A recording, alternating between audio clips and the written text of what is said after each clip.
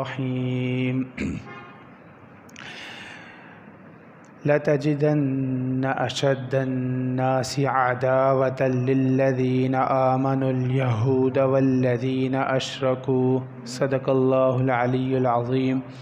وقال الله عز وجل في مقام آخر إن الله وملائكته يصلون على النبي يا أيها الذين آمنوا صلوا عليه وسلموا تسليما.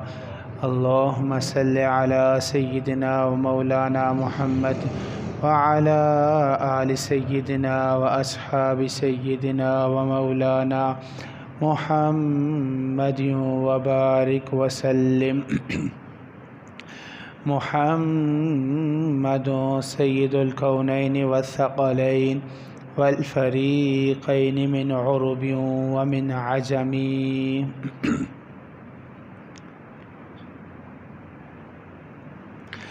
حمد و صلات کے بعد جمیع سامعین و سامعات السلام علیکم ورحمۃ اللہ وبرکاتہ. اللہ عز و جل کا انگنت بے شمار لاتعداد شکر کہ اس نے ہمیں مخلوقات میں سے افضل، اکرم، اعز، اشرف، احسن پیدا کیا. مزید برآں اس نے ہم پہ کرم کیا کہ آقا نامدار، آقا ارب و جم، فخر آدم و بنی آدم، آقائی و مولائی و ملجائی حضرت محمد مصطفیٰ صلی اللہ علیہ وآلہ وسلم کی امت میں سے پیدا فرمایا. پھر مزید برآں ہم پہ کرم کیا کہ اس عظمت والے، برکت والے دن میں اپنے گھر میں آنے کی سعادت عطا فرمائی. اللہ کے حضور دعا ہے اللہ ہمارا مل بیٹھنا اپنی برکہ میں مستجاب فرمائے. جو کچھ صحیح بیان کیا جائے گا اس پہ ہم ساروں کو عمل پیرا ہونے کی توفیق عطا فرمائے. آپ سارے احباب جانتے ہیں کہ فلسطین کے اندر، غزہ کے اندر جو ہمارے مسلمان بھائیوں پر ظلم کے پہاڑ گرائے جا رہے ہیں، نہتے مسلمان بھائیوں پر، خواتین پر، بچوں پر بمز کے ساتھ حملے کیے جا رہے ہیں. 80 سے 90% جو آبادی ہے، جو گھر ہیں وہ تباہ کر دیے گئے ہیں. 55,000 سے زیادہ لوگوں کو شہید کر دیا گیا.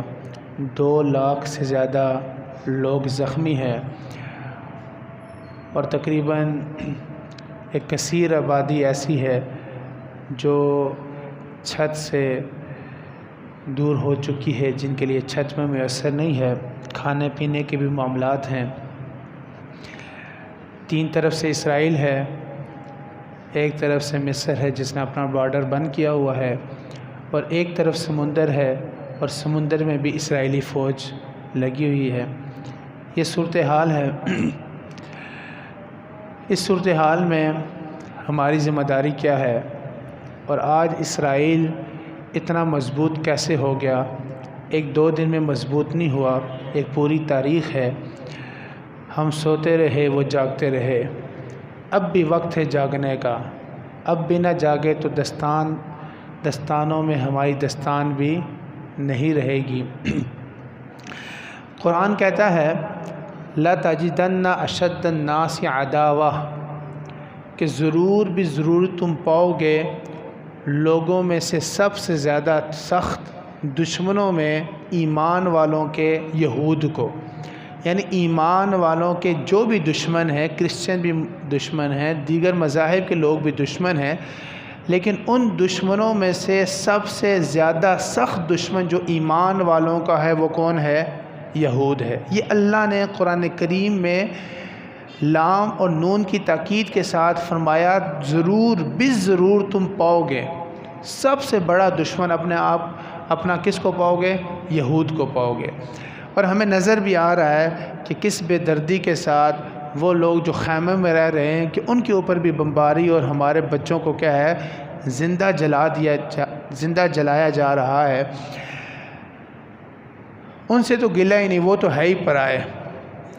ان کا تو کام ہی یہ ہے ان کے بارے میں تو قرآن نے بھی کہہ دیا وہ تو ایسی بدبخت قوم ہے کہ جنہوں نے انبیاء کی نافرمانیاں کی، جنہوں نے انبیاء کو قتل کیا۔ جناب عیسیٰ روح اللہ کو قتل کرنے کے درپے ہوئے، اور عیسائیوں کے نزدیک جناب عیسیٰ کو قتل کرنے والے بھی یہودی ہیں۔ ہمارا مذہب یہ ہے، ہمارا ایمان عقیدہ یہ ہے کہ جناب عیسیٰ روح اللہ کو قتل نہیں کیا گیا، بلکہ اللہ عز و جل نے ان کو آسمان دنیا کی طرف اٹھا لیا، اور قرب قیامت دوبارہ عیسیٰ روح اللہ زمین پر واپس آئیں گے۔ لیکن عیسائیوں کے مذہب کے مطابق وہ قتل ہو چکے ہیں، اور ان کا قاتل کون ہے؟ یہود ہیں، بنی اسرائیل ہیں۔ اس سے آپ اندازہ کر لیں کہ قرآن کہتا ہے یہود اور عیسائیوں کو دوست نہ بناؤ۔ ان میں سے بعض کے دوست تو ہیں، لیکن اسلام کے خلاف وہ سارے متحد ہیں۔ اب پیچھے سارے ان کو فنڈنگ کرنے والا امریکہ پیچھے بیٹھا ہوا ہے، ڈونلڈ ٹرمپ کے بیانات سامنے موجود ہیں، آپس میں سخت دشمن ہے۔ اتنے سخت دشمن ہے کہ عیسائی ان کو اپنے نبی کا قاتل مانتے ہیں، لیکن مسلمانوں کے خلاف وہ کیا ہے؟ متحد ہیں۔ لیکن مسلمان آنکھیں بند کیے ہوئے ہیں۔ جب تک سلطنت عثمانیہ موجود تھی، عثمان ڈرامہ بھی آپ دیکھتے رہے، ارطغرل ڈرامہ بھی، جب تک سلطنت عثمانیہ موجود تھی کسی ایک یہودی کو بھی وہاں پر آبادی کی اجازت نہیں تھی۔ کیوں؟ ٹل لگا لی انہوں نے کہ ہمیں یہاں پر آباد ہونے دیا جائے، لیکن چونکہ عیسائیوں کے ساتھ جناب عمر فاروق نے معاہدہ کیا تھا، جب جناب عمر فاروق خلیفہ ثانی، خلیفہ دوم، ان کے دور میں جب بیت المقدس فتح ہوا، عیسائیوں نے بغیر جنگ کے قبلہ اول کو حوالے کر دیا عمر فاروق کے۔ ایک معاہدہ کیا کہ بس آپ ہم سے ایک معاہدہ یہ کریں کہ یہاں پر بنی اسرائیل یہود کو آنے کی اجازت نہیں ہوگی۔ تب سے لے کر 12ویں صدی عیسوی تک ایک یہودی کو بھی وہاں پر جانے کی اجازت نہیں تھی۔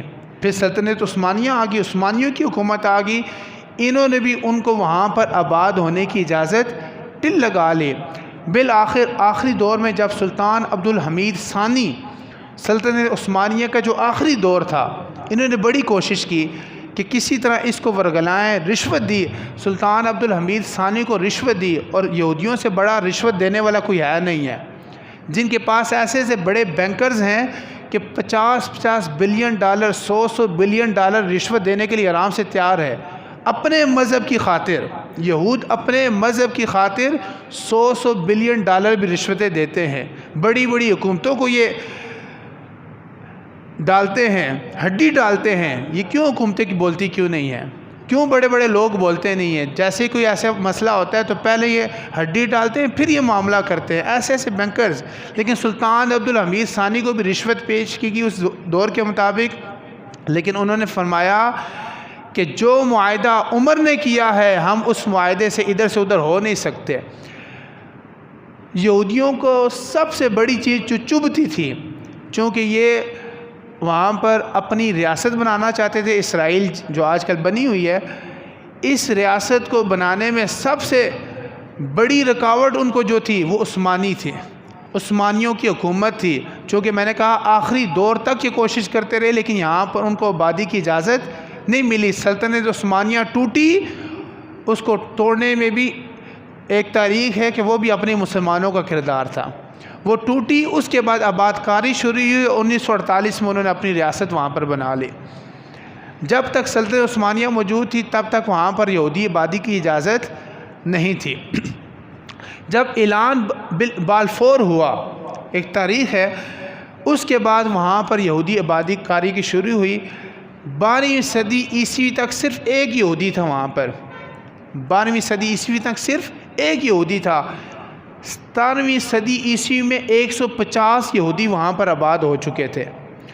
1918 اور 17 میں لگ بھگ وہاں پر 50,000 یہودی آباد ہو چکے تھے، اور پھر 1922 میں تقریباً 82,000 کے لگ بھگ یہودی وہاں پر آباد ہو چکے تھے، اور 1948 میں جب انہوں نے وہاں پر اسرائیلی ریاست کو قائم کیا، 6,40,000 یہودی وہاں پر آباد ہو چکے تھے، 40 یعنی دنیا کے اعتبار سے ایک رائی کے دانے کے برابر یہودی تھے، لیکن اپنے مذہب کے ساتھ مخلص ہونے کی وجہ سے ان 6 لاکھ یہودیوں نے آج پوری دنیا پر اپنا تسلط قائم کر دیا ہوا ہے۔ وجہ اپنے دین، اپنے مذہب کے ساتھ وہ مخلص ہیں۔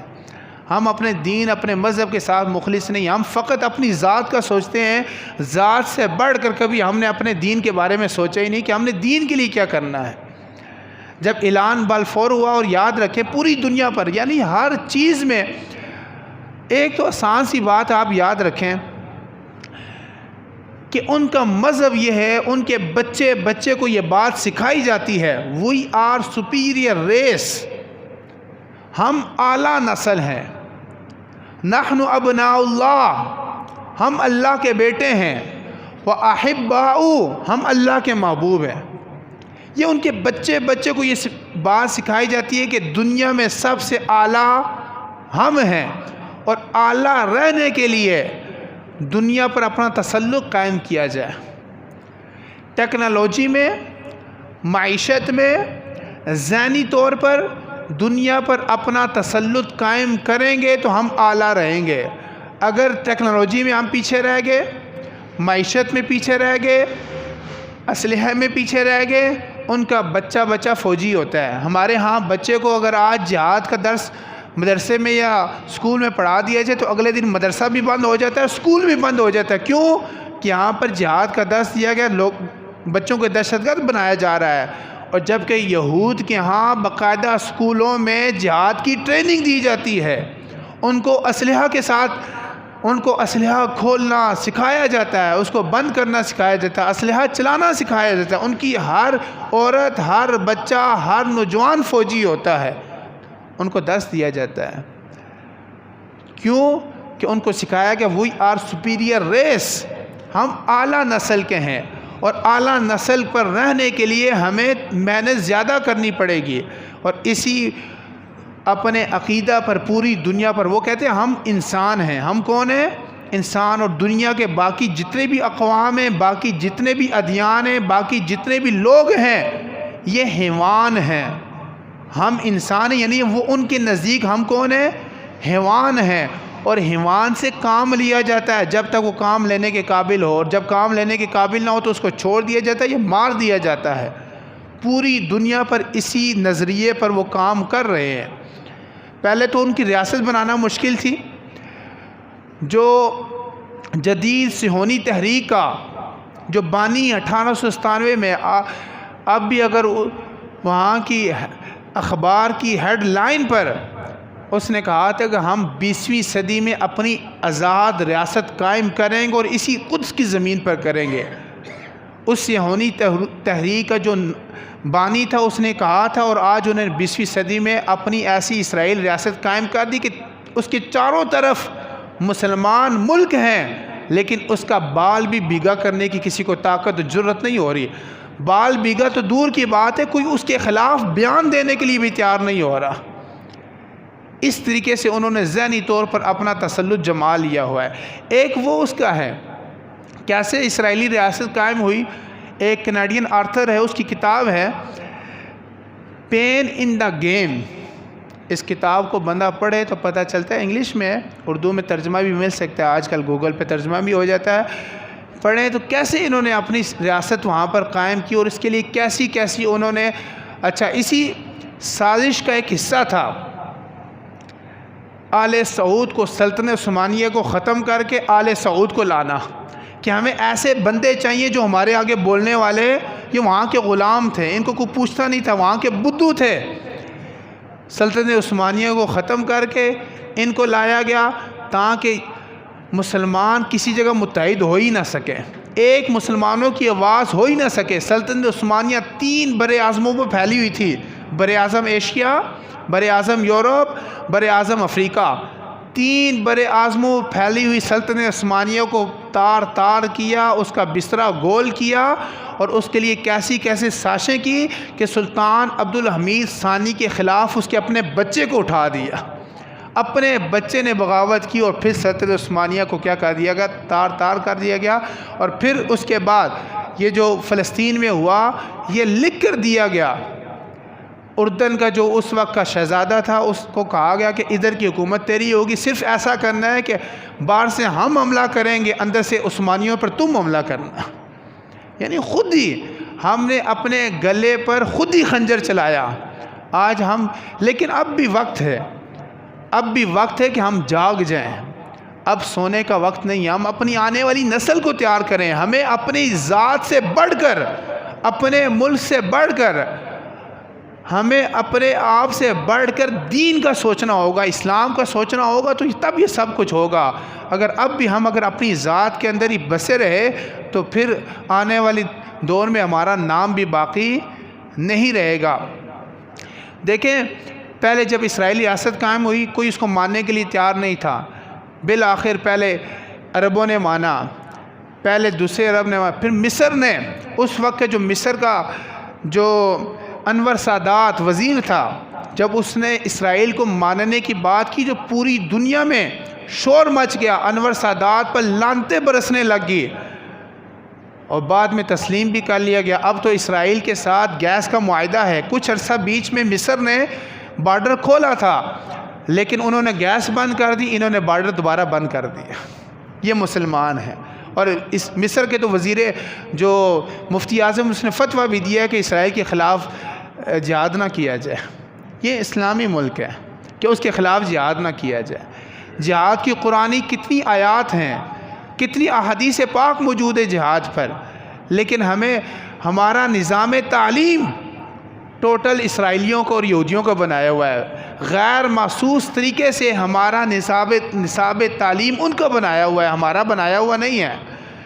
کتاب اسلامیات کی ہماری ہے، لیکن نصاب تعلیم ان کا دیا ہوا ہے. ہم سمجھ رہے ہیں ہم اسلامیات پڑھ رہے ہیں. اسلامیات میں وہ پڑھ رہے ہیں جو انہوں نے ہمیں سکھانا ہے، جو دین کی روح ہے وہ ہمیں اسلامیات میں پڑھائی نہیں جاتے ہیں.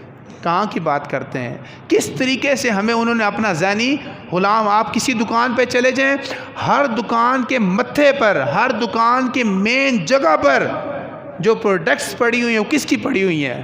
اسرائیل کی، یہود کی، اور جو ان کو فنڈنگ دے رہا ہے وہ ملوث اس کی پڑی ہے. آپ ہر دکان پر چلے جائیں.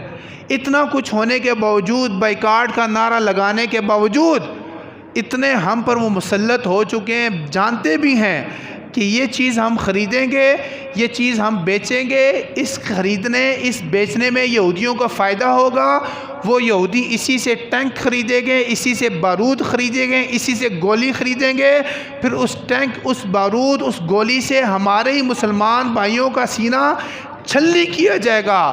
سب کچھ پتہ ہونے کے باوجود وہ ہم پر اتنا غالب ہو چکے ہیں کہ ہم اپنی دکانوں سے اور ہم اپنے گھروں سے ان چیزوں کو نکالنے میں ناکام ہیں. درا در ان کی چیزیں خریدی جا رہی ہیں، بیچی جا رہی ہیں. کون خرید رہا ہے، کون بیچ رہا ہے؟ ہم خود خرید رہے ہیں، ہم خود بیچ رہے ہیں. اب ان کا مقابلہ کرنے کے لیے آج سے ہمیں سوچنا پڑے گا، آنے والی نسل کو تیار کرنا پڑے گا. ان کا معاشی بائیکاٹ کچھ تو ہم کر سکتے ہیں نا. دیکھیں، جا کر وہاں پر جہاد نہ کریں، وہاں پر جا کر نہیں کر سکتے. آج صرف آپ فلسطین کے حق میں اور اسرائیل کے خلاف پروٹیسٹ کریں، احتجاج کریں، آپ کی یہاں کی حکومت ہی آپ کو غائب کر دے گی. حالانکہ ہم نے اسرائیل کو تسلیم نہیں کیا ہوا، لیکن اس کے باوجود میں نے پہلے کہا نا، ان کے پاس سب سے بڑا دنیا میں رشوت دینے والے یہود ہیں، بڑے بڑے بینکرز ہیں ان کے پاس.